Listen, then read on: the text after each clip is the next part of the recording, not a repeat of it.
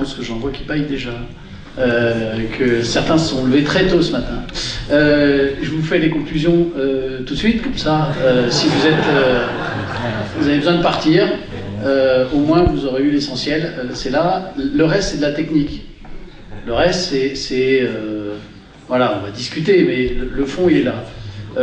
La première question, et c'est pour ça qu'on fait cette séquence, c'est que les personnels ont besoin de bien mieux connaître la façon dont est gérée leur carrière, et on s'aperçoit que des fois, l'expérience, et que ce soit dans vos salles des profs ou les salles des profs du second degré ou du premier degré, etc., qu'un certain nombre de personnels ne savent que trop peu, la façon dont ils sont gérés, et que généralement, il ne faut pas se fier au supérieur hiérarchique qui vous évalue pour connaître la façon dont vous êtes géré, parce que des fois, il ne la connaît pas mieux que vous.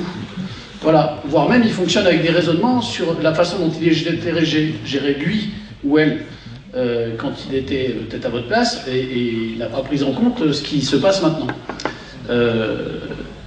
Deuxième point, c'est que je vais vous présenter quelques avancées qu'on a obtenues sur les questions de carrière, qui nous semblent, j'appuie le mot, sur les déroulés de carrière significatives.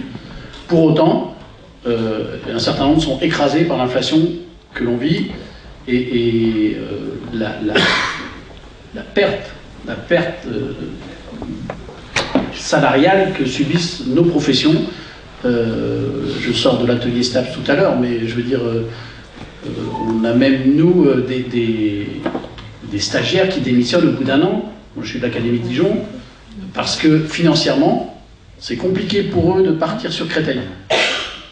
Et que s'il est moniteur tennis, il ferait mieux de rester dans le coin. S'il est quelque chose, il ferait mieux de rester dans le coin, parce qu'ils font leurs calculs financiers, et qu'aujourd'hui, l'entrée dans le métier, malgré la prime, malgré ce que vous voulez, en fait, ils réfléchissent, et en fait, ça explique une partie des stratégies que vous avez développées tout à l'heure, des étudiants et des étudiantes sur les choix de master, etc. Ah bon. Donc l'inflation écrase tout. Troisième idée, l'indemnitaire. L'indemnitaire qui se renforce dans nos métiers de plus en plus, qui était la portion, mais alors infinitésimale il y a 30 ans, prend une place de plus en plus importante. Elle divise les personnels, on montrera par quoi, et quel personnel entre quel personnel, et surtout elle peut aller à long terme contre l'intérêt propre des personnels qui prennent de l'indemnitaire aujourd'hui. Je caricature, mais si demain tous les profs de PS font 4 heures sup en collège, ça va être compliqué de défendre l'abaissement des services et de dire qu'on demande à ce que tous les personnels dans le second degré soient à 17 heures, 14 plus 3, comme les agrégés. Voilà. Il y a encore des avancées à obtenir sur les déroulés de carrière et sur l'indemnitaire. C'est pas parce que nous avons une priorité sur l'indiciaire qu'il n'y a pas des choses à réclamer sur les questions indemnitaires, on verra lesquelles.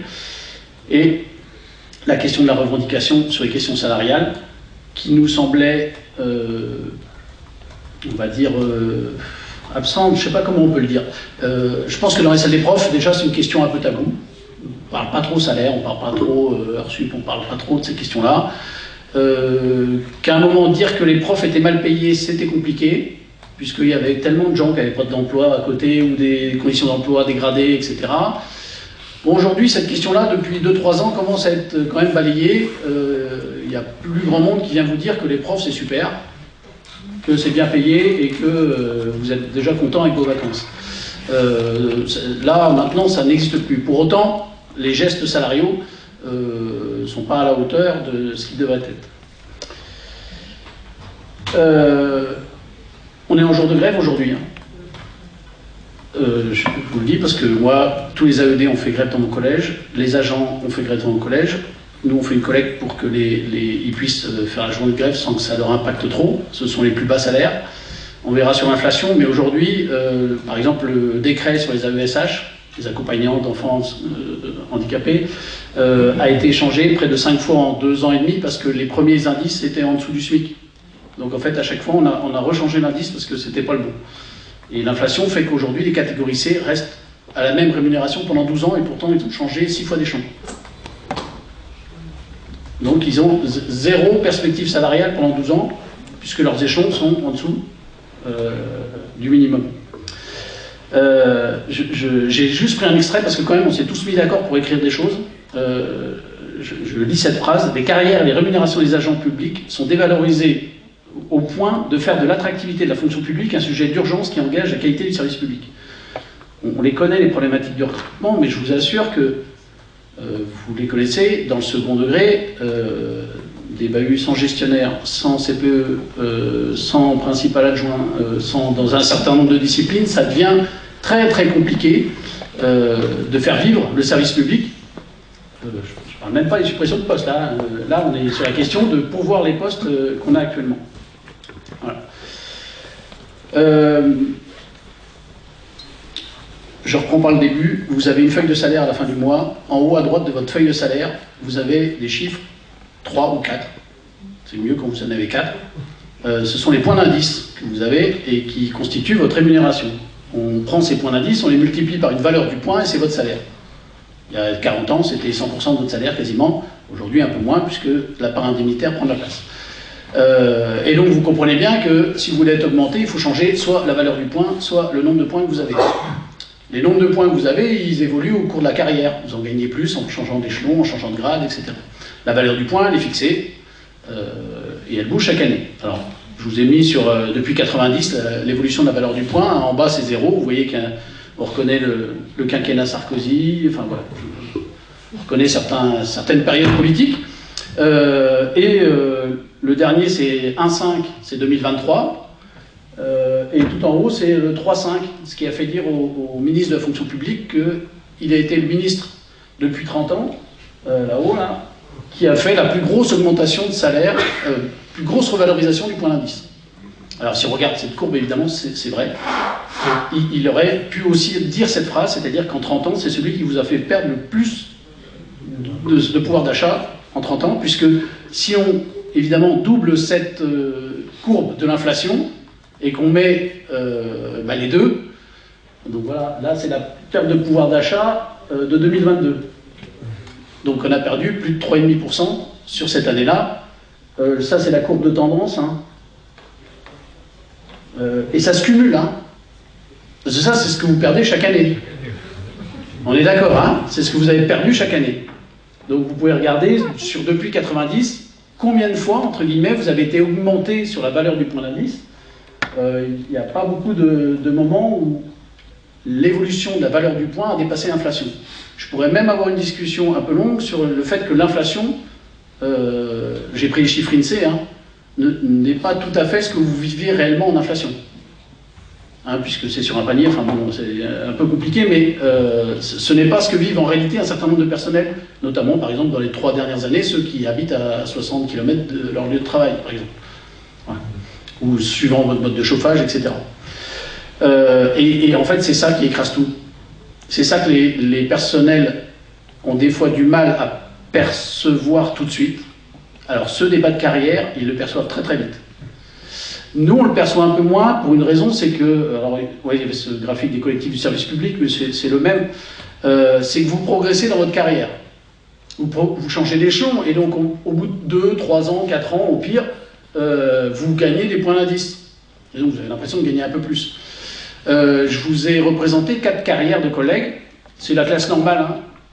Hein. Chaque point représente l'échelon, donc il y en a 11, entre un collègue qui a commencé en 81 et un collègue qui a commencé en 2010.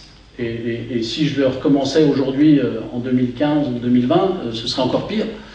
Si vous regardez aujourd'hui la fin de carrière d'un 2010, ici, et si vous le comparez en pouvoir d'achat par rapport à quelqu'un de 81, en fait, on vous a supprimé les échelons. Il y a 11 échelons dans la classe normale. On vous a supprimé l'échelon 11, l'échelon 10, l'échelon 9 et l'échelon 8. On vous les a enlevés. Si ça avait été fait comme ça, s'il y avait eu un décret pour dire on supprime 4 échelons, tout le monde serait dans la rue en train de dire c'est un scandale, on n'est pas payé, etc. Mais en fait, ça s'est fait petit à petit, au fur et à mesure. Et ce sont à chaque fois les entrants qui rentraient avec un peu moins de sous que les précédents, etc., etc., etc. Et donc, en fait, on vous a spolié la moitié de la classe normale, vous n'êtes pas rendu compte, mais c'est un outil magique, le point d'indice, pour dévaloriser complètement les carrières, et qui passe des fois un peu inaperçu. Alors, quand on... là, sur le budget, quand on dit, nous, première bataille syndicale, c'est le point d'indice, c'est parce qu'on sait malheureusement les conséquences que ça a sur les carrières.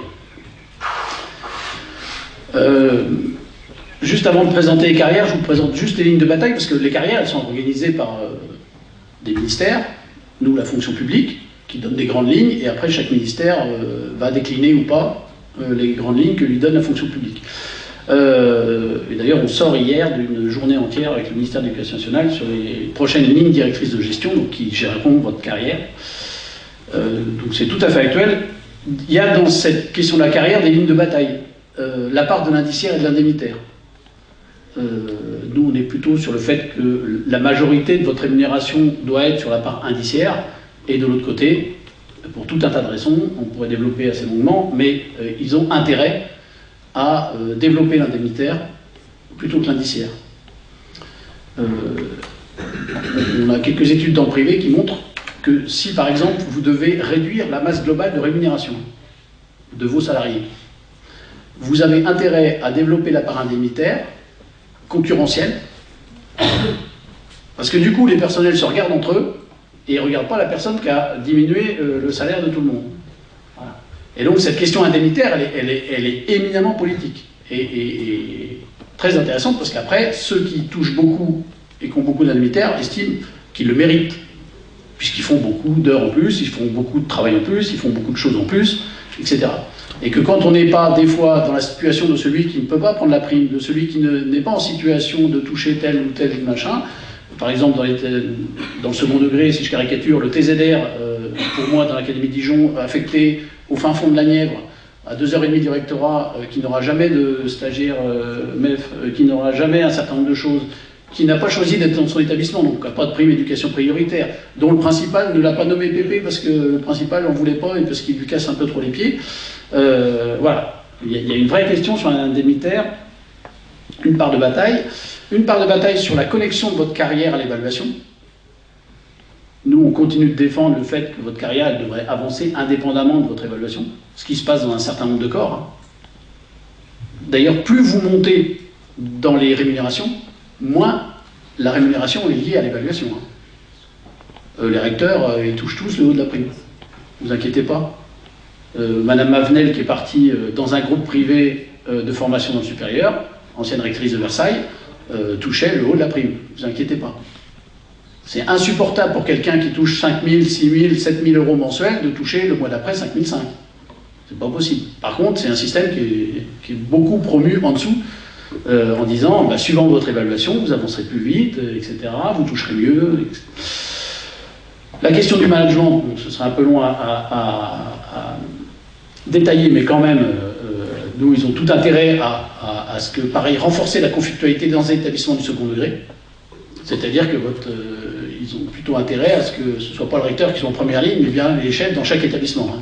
C'est bien plus simple, c'est bien plus facile à gérer, et puis ça affaiblit partout les collectifs. Et le dernier point, c'est l'affaiblissement syndical. C'est-à-dire que si en plus on peut jouer sur cette question salariale, un coup de bière à 3 bandes, comme je pourrais dire, c'est non seulement on gagne des rémunérations et on affaiblit les syndicats sur cette question-là, un certain nombre de dispositifs, on n'est pas parano, mais on sait dire les choses, sont faits pour mettre en difficulté aussi les organisations syndicales, leurs paroles, etc. Maintenant, je rentre un peu plus dans la technique, entre guillemets. Je redis juste, je vous présente juste quand même le changement avant et après PPCR en 2017, ce qui est finalement assez récent. Les grilles d'avancement en classe normale, c'était avant un énorme foutoir. Vous aviez du grand choix ancienneté, ça va parler à quelques-uns. Et là, c'était des cumuls de notes pour le second degré, notes administratives, notes pédagogiques, et dans le supérieur, c'était une note administrative. Entre les deux carrières, là, vous avez 10 ans d'écart. Entre l'ancienneté et le grand choix, vous avez 10 ans d'écart. Qui était dû, alors, dans le second degré, à notamment la note d'inspection, mais en fait, le premier critère qui vous permettait d'être au grand choix, c'est en fait la date à laquelle vous aviez votre inspection, puisqu'il fallait l'avoir au bon moment. Parce que si vous l'aviez juste au début de l'échelon, en fait, comme après vous attendiez 3 ans, votre note, entre guillemets, elle avait perdu. Et après, le deuxième critère, c'était la fréquence. Puisqu'on a des collègues qui sortaient de leur carrière avec 2 inspections dans l'année. Hein, je reprends Cône-sur-Loire, Charité-sur-Loire, vous êtes à 3 heures de route du rectorat, l'IPR, il ne vient pas vous voir dans l'ancienne carrière. Là, par exemple, pour les agrégés du supérieur, c'est intéressant, pour les agrégés du supérieur, donc c'était une note administrative. Donc on avait un joli tableau Excel avec tous les collègues agrégés du supérieur qu'on départageait la note. Alors comment vous faites quand tout le monde a pareil? Parce qu'en gros, tout le monde avait le maximum. Et bien vous départagez l'ancienneté de corps, tout le monde a la même, l'ancienneté dans l'échelon, tout le monde a la même, et du coup vous départagiez surtout là, les agrégés du supérieur, vous allez départager la date de naissance.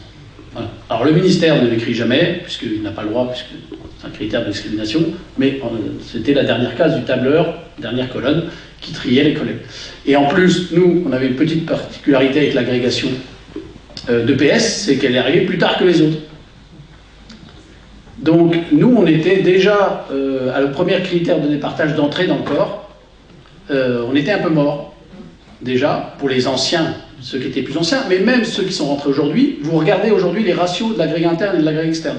Et vous regardez dans les autres disciplines. On a des ratios qui ne sont pas réglementaires, nous. Hein, puisque le texte, il ne dit pas ça. Hein. Normalement, l'agrégé interne devrait être bien inférieur à l'agrégé externe. Ça, c'est fixé réglementairement, normalement.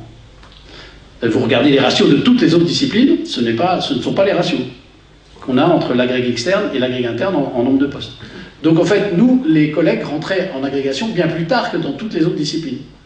Donc par exemple, cet ancien système avant PPCR faisait que tous les agrégés d'EPS, dans le supérieur, n'avaient jamais le grand choix, puisqu'au premier critère de départage, ils n'avançaient pas plus vite que les autres.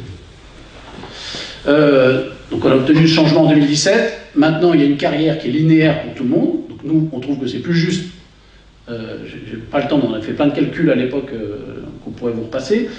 Pardon. Il y a maintenant 2 rendez-vous de carrière, 2 accélérations qui sont au 6e échelon et au 8e échelon, qui vous permettent dans votre carrière d'avancer 1 an plus vite que vos collègues, de la même promo. Alors je redis, comme avant, là, avant ils avançaient pareil au 1er, 2e et 3e échelon, tout le monde avançait pareil.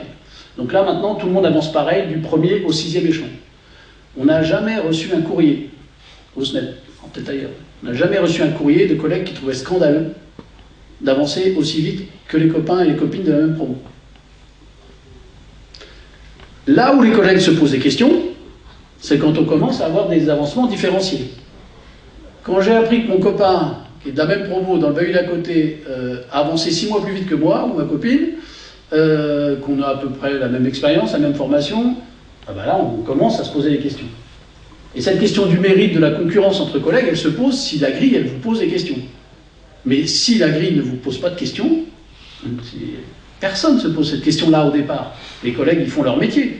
Les collègues, ils ne font pas leur métier en train de faire des fiches et des machins à minuit, en se disant « Putain, j'espère que j'aurai le grand choix ou l'accélération au rendez-vous de carrière la prochaine fois. » quoi.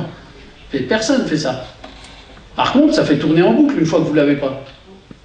Quand vous faites votre métier correctement, vous avez l'impression de bien travailler et que l'administration vous renvoie le fait que non, vous ne méritez pas la reconnaissance de l'administration, là, par contre, là, on a plein de collègues qui, du coup, se questionnent sur ce qu'ils font et se disent, voilà.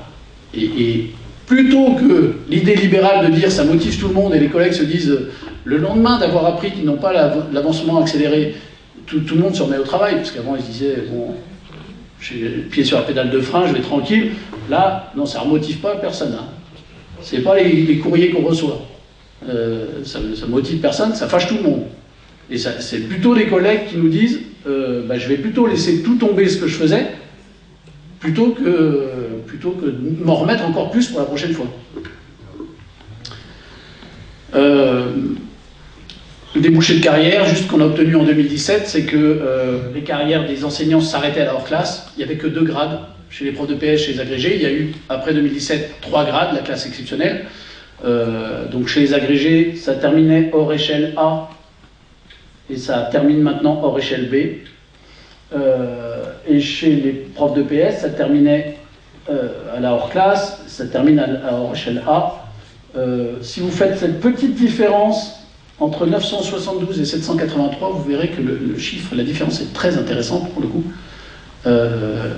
Et s'est posé la question de savoir si on signait ce protocole en 2017, je pense qu'on a bien fait, notamment avec ce qu'on a obtenu.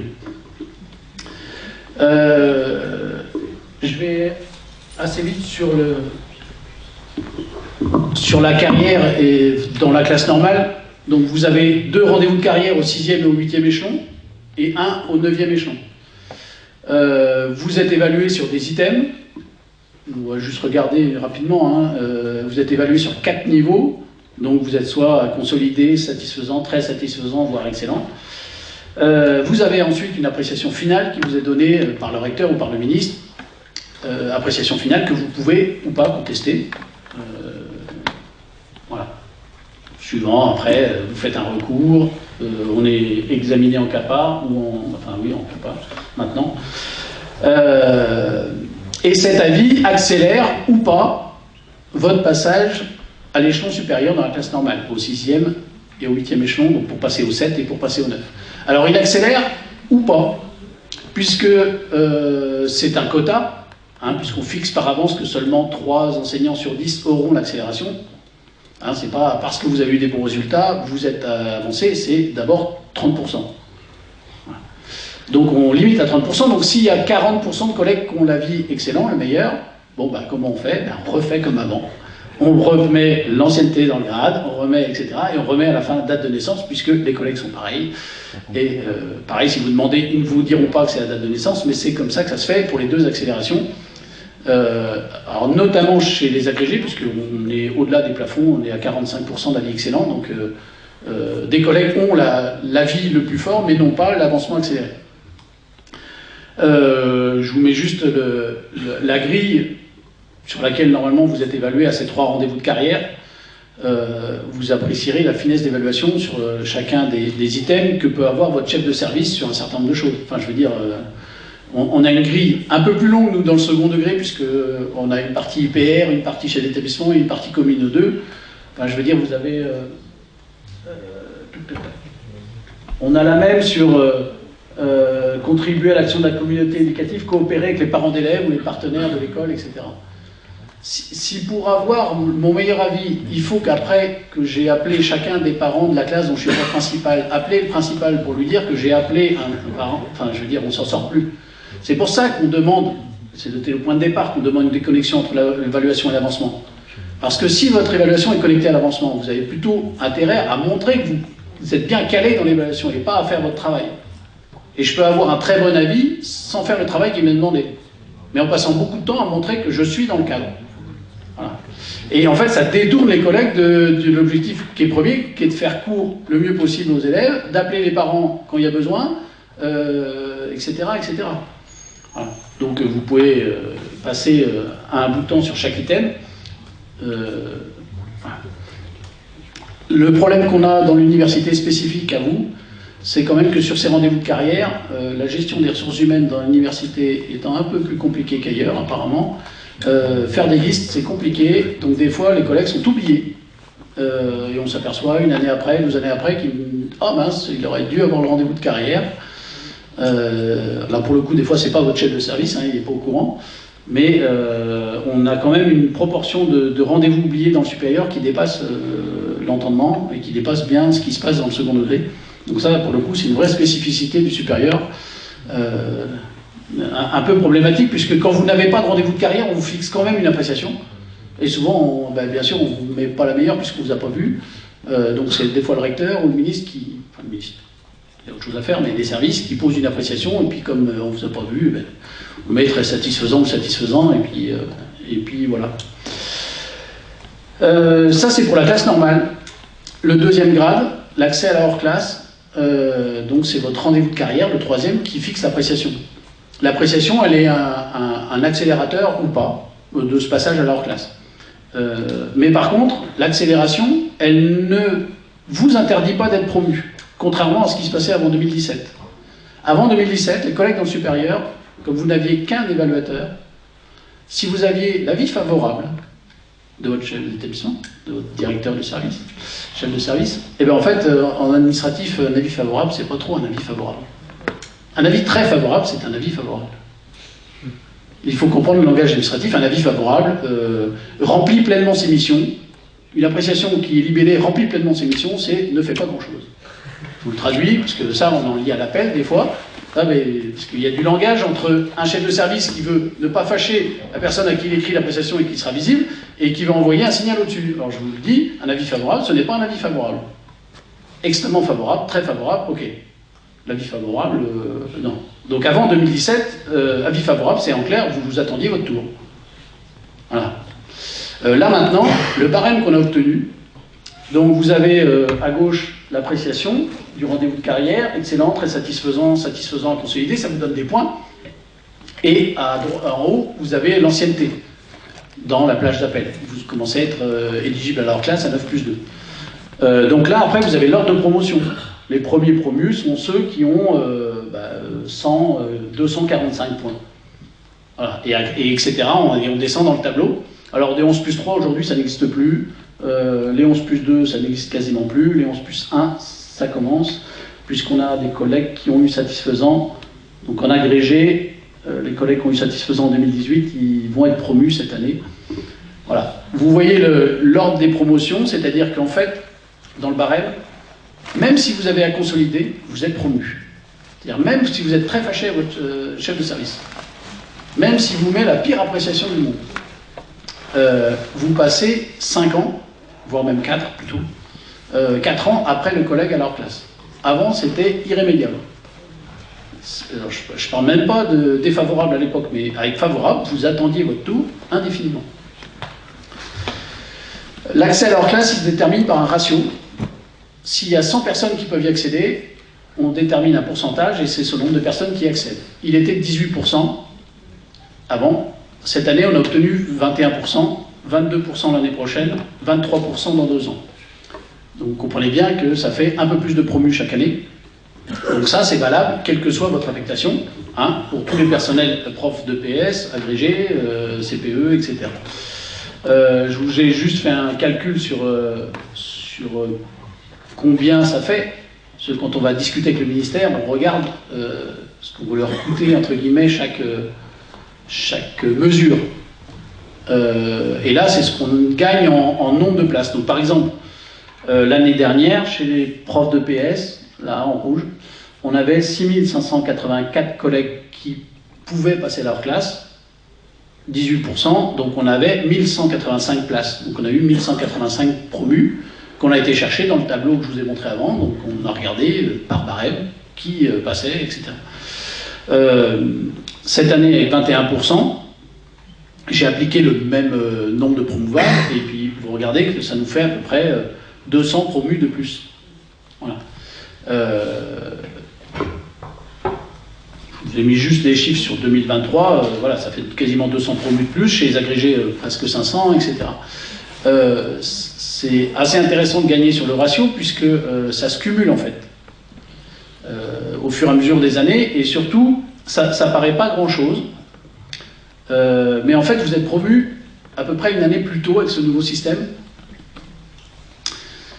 Et en fait, la différence que vous allez gagner sur votre carrière, vous allez être promu une année plus tôt, donc vous passez 1 an de moins dans l'échelon 10, parce que maintenant c'est l'échelon, c'est la classe modale comme on dit, c'est à cet endroit-là qu'il y a plus grosse fréquence de promotion.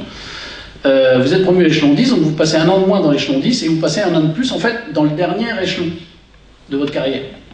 Donc en fait, le calcul sur l'ensemble de la carrière, c'est ce que je vais toucher en 1 an à l'échelon 10, c'est ce que je toucherai en 1 an à l'échelon de fin de carrière. Donc en fait, vous avez le calcul de combien ça vous permet de gagner, suivant si vous finissez à leur classe ou vous finissez à la classe exceptionnelle.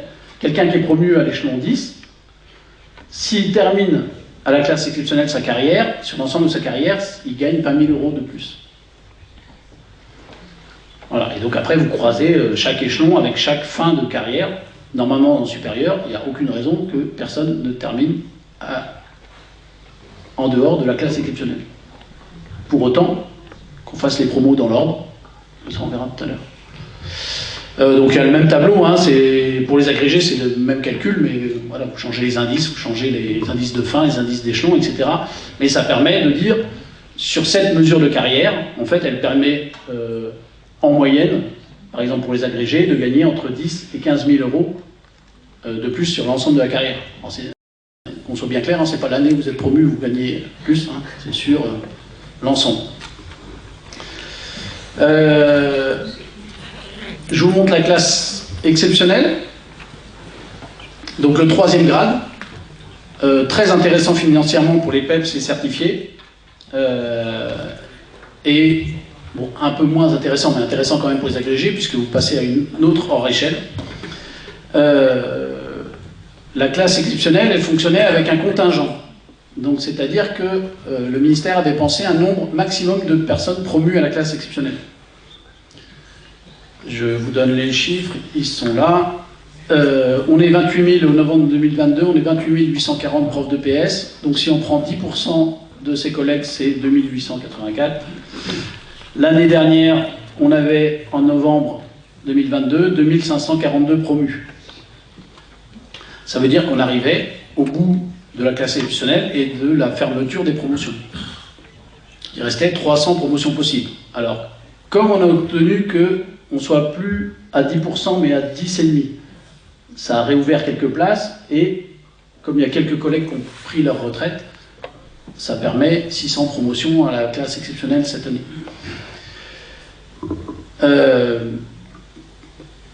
Mais vous voyez que si je rajoute les 597 aux 2542, alors on enlève quelques-uns qui sont partis à la retraite, ça veut dire qu'en 2024, on ne promeut pas grand monde, voire même, on ne promeut personne pendant plusieurs années, puisque comme c'est un pourcentage du corps, si jamais vous avez des entrées dans le corps plus faibles que les sorties, en fait votre effectif du corps baisse, et du coup vous attendez même plusieurs années avant de promouvoir quelqu'un. Ça, on a obtenu la suppression de ce contingentement, et on a obtenu un ratio comme pour leur classe, c'est-à-dire qu'on aura chaque année un nombre de personnes promues. Donc il y avait une discussion sur le Vivien et la possibilité d'accéder en accéléré à cette classe exceptionnelle. Si la classe exceptionnelle restait avec un contingentement, vous pouviez avoir un accès accéléré comme vous voulez, vous n'auriez pas eu de place. Et deuxième chose, c'est qu'aujourd'hui, je vous mets le même tableau que tout à l'heure. Ça, c'est l'ordre des promotions à la classe exceptionnelle. C'est ce qu'il y a actuellement, et c'est ce qu'on est en train de négocier, c'est ce qu'on a discuté pendant 4 heures hier avec le ministère. Là, vous voyez l'ordre des promotions. Ben, l'ordre de promotion, c'est très simple. C'est que vous avez une appréciation, elle détermine votre promotion. C'est-à-dire, tant que vous n'avez pas excellent, vous n'êtes pas promu. Vous pouvez avoir l'ancienneté que vous voulez, vous pouvez avoir l'ancienneté que vous voulez, tant que vous n'êtes pas excellent, le barème est constitué de telle façon que vous ne passez pas. Donc en fait, vous aviez un accès accéléré, si votre chef était d'accord. Parce qu'aujourd'hui, on avait encore des collègues Vivien, classe exceptionnelle à 61 ans, 62 ans, qui n'avaient pas l'avis excellent, qui n'étaient pas promus, puisqu'ils ne passaient pas devant ceux d'au-dessus, et celles d'au-dessus. Donc c'est ça, cette question que nous on a sur l'accès à la classe exceptionnelle, c'est qu'on doit pouvoir avoir un système qui, dans la construction du barème, permet aux collègues, quand même, au bout d'un moment, d'aboutir. Parce que nous, je prends pareil dans le second degré, mais l'IPR, des fois, vous ne l'avez pas vu depuis 20 ans. Et puis d'ailleurs, comme vous n'avez plus de rendez-vous de carrière, vous ne l'avez pas vu, puis ça se trouve, il a changé, etc. etc. Je mets dernière chose, et je termine là-dessus, sur l'échelon spécial. Vous avez, pour la classe exceptionnelle des profs de PS, une petite subtilité que le ministère avait mis en place, c'est-à-dire qu'on avait la classe exceptionnelle qui était limitée à 10% là-bas, donc tout ce tableau, mais à l'intérieur de ce tableau, on avait encore une limitation, c'est-à-dire que les échelons en rouge, on était à 20% de ceux qui étaient là. Donc on prend 20% des 2884. Allez, à la louche, près de 600 collègues. Une fois que ce contingent est atteint, vous n'aviez personne. Si vous regardez les indices dans le tableau, la classe exceptionnelle, elle n'est intéressante que si je suis dans les échelons en rouge. Gagnez 9 points d'indice, vous êtes toujours éligible à la garantie individuelle du pouvoir d'achat et vous touchez une indemnité parce que vous n'avez pas assez eu d'évolution de salaire. Donc ça, pareil, on était au bout de ce contingent et il n'y avait quasiment plus de place.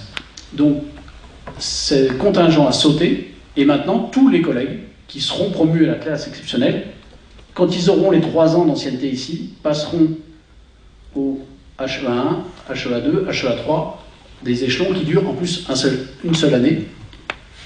C'est très intéressant d'aller regarder, pour la petite histoire, les hors échelles et de voir comment certains corps de haute fonction publique sont construits avec des augmentations de rémunération très, très régulières. Très bien construits. Ça pourrait se faire d'ailleurs chez nous. Je vous mets juste à cette rentrée-là, au 6 août 2023, tous les collègues qui avaient plus de 3 ans et qui attendaient leur tour là, pour les échelons en rouge ont du coup été promus. Donc, on a eu 533 collègues là au 6 août, puisqu'on avait les chiffres des collègues et leur ancienneté, qui ont été promus au 6 août et qui ont gagné 60 points d'indice. 60 points d'indice, ça commence à être intéressant mensuellement. Ça, c'est le nombre de places qu'il y avait les années précédentes. Donc vous voyez que les 533, ça fait plusieurs années quand même. Gagner 60 points d'indice, ça fait 3 500 € annuels. Quand vous êtes promu au chevron d'au-dessus, c'est 5 500 € annuels. Et quand vous êtes promu au dernier, ça fait par rapport aux 830, hein, ça fait 8 200 € annuels. Donc ce déblocage des échelons rouges pour tout le monde, il est vraiment une perspective intéressante pour les collègues, notamment profs de PS, certifiés, PLP, PE, etc. Voilà. Je m'arrête là. Je suis disponible pour plein de questions et je suis là encore demain. Je relis les conclusions, si vous avez été attentifs. Je ne les ai pas remis à la fin. Mais tous les collègues ont besoin de mieux connaître la façon dont ils sont gérés. On a obtenu quelques avancées significatives. Je pense qu'elles sont sacrément significatives même pour un certain nombre de personnels. Mais que dans un contexte où notre point d'indice perd de la valeur tous les ans, ben en fait, au bout d'un moment, on se fera manger. Voilà. Que l'indemnitaire et les chiffres qui ont été donnés tout à l'heure entre hommes et femmes, une bonne partie de l'écart s'explique notamment par les heures complémentaires et les primes, etc. Et qu'il y a encore un certain nombre de choses à obtenir pour débloquer nos carrières et qu'elles soient un peu plus justes, un peu plus équitables. Voilà. Je vous remercie.